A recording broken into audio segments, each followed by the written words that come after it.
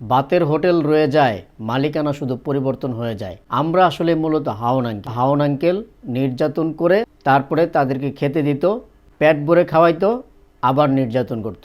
Same ঘটনা ঘটলো ঢাকা ইউনিভার্সিটিতে।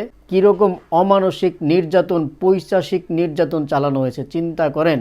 একজন তরতাজা মানুষ যাকে শেকল দিয়ে বেঁধে রাখা যায় নাই, তাকে পিটাইতে পিটাইতে মেরেই ফেলছে। কারা করেছে এটা সুস্পষ্ট তদন্ত চাই এবং অতি দ্রুত এর বিচার চাই। এই তোফাজ্জল হত্যার বিচার না হয়, আগে যে পিটিয়ে হত্যার কালচার ছিল, এই কালচার ভবিষ্যতে আবার হবে। আজকে তোফাজ্জল মারা গেছে, কালকে আমাকে পিটিয়ে তারা মেরে ফেলবে।